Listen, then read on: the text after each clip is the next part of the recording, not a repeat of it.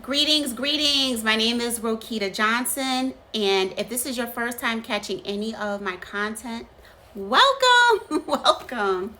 I am a certified world-class speaking coach, a speaker, a trainer, an author, and what some of you may not know who've been following me for a while is that I am also a humorous contest speech winner for Toastmasters International. Yes, in 2014, I was the district winner.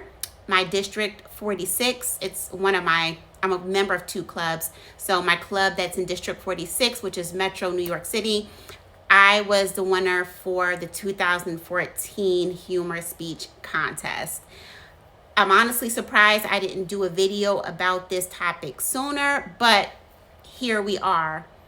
We are in contest season now in Toastmasters.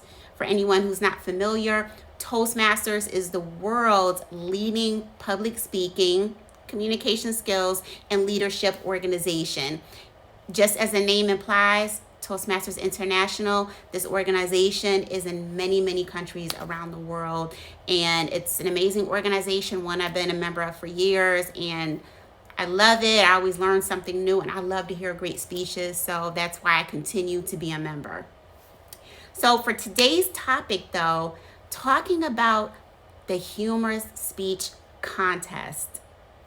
This will be a multi-part short video series. So this will be the first video in the series. Before I go into today's topic, though, let me say this. Always read the judges' criteria for any speech contest that you will be in. So that includes this one, the Humor Speech Contest. I tell anyone who's interested in competing, before you even start working on that amazing speech, you need to know exactly what the judges will be evaluating you on. What are the different areas that they are going to be evaluating?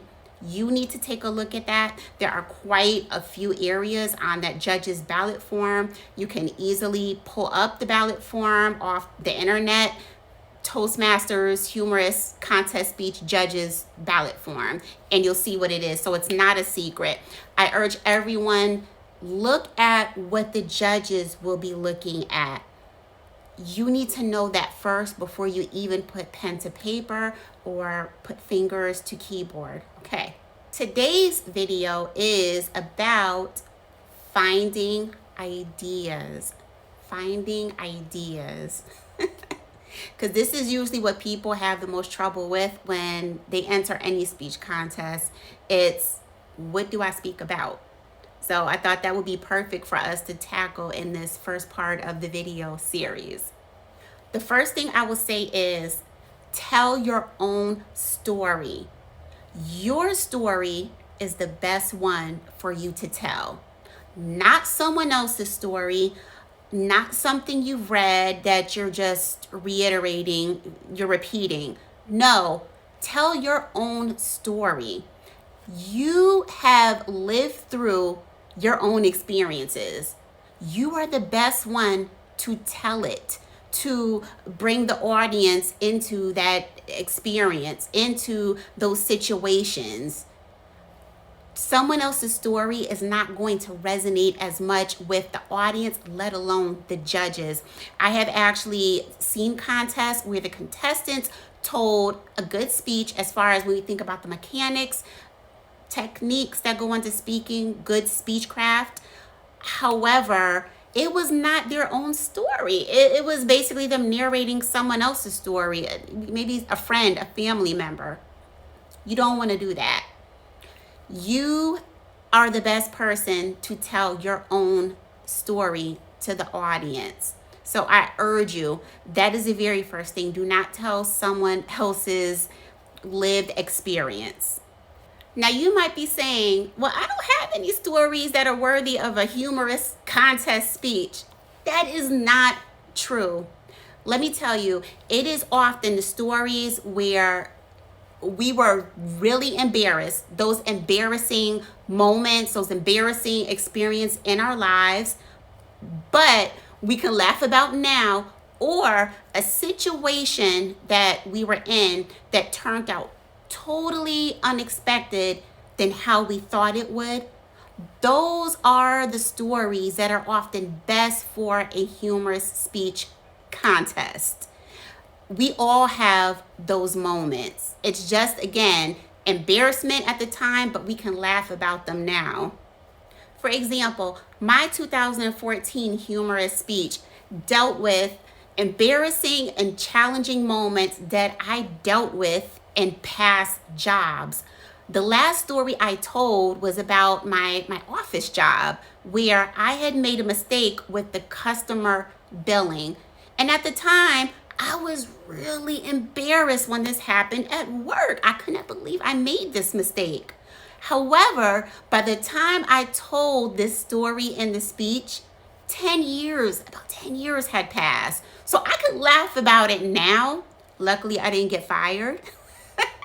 But that story, that experience that I had, it was one of those stories that, at the time, I wish I just wanted to live it down. But it made for great material for the story, for my speech. What are those moments that you would rather forget about, that you are still trying to live down? Those are often the stories that make the best material for the humorous speech contest. What happened when you became a new parent? What happened with that one job you had? What happened when you moved into your first apartment? Don't make it complicated. You can find the best, most humorous moments in your everyday life experiences.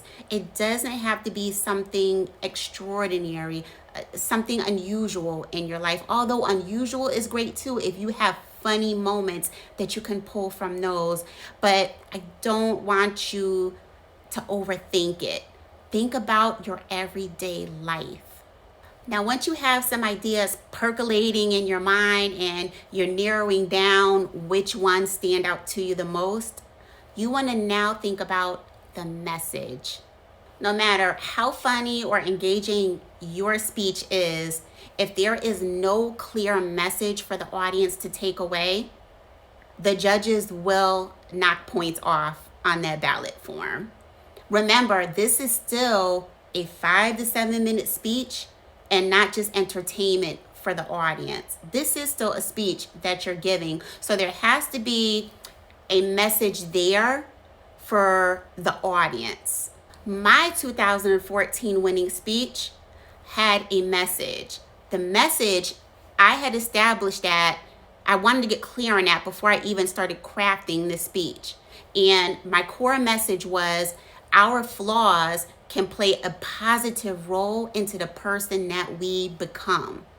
So when you're thinking about what story to use for your humorous speech, what did that experience teach you that you can also communicate to the audience? What is the message you want the audience to walk away with? How is this message going to improve the audience's condition? These are things that you want to think about before you even start fleshing out your speech. Get some ideas going. Think about what are those embarrassing moments from your life or the ones where you're still trying to live it down. Is there a message here? There has to be a message that your speech hangs on, your speech is centered around, that the audience will walk away with. Now, let me know which one of these tips helped you the most for finding ideas. I would love to hear you.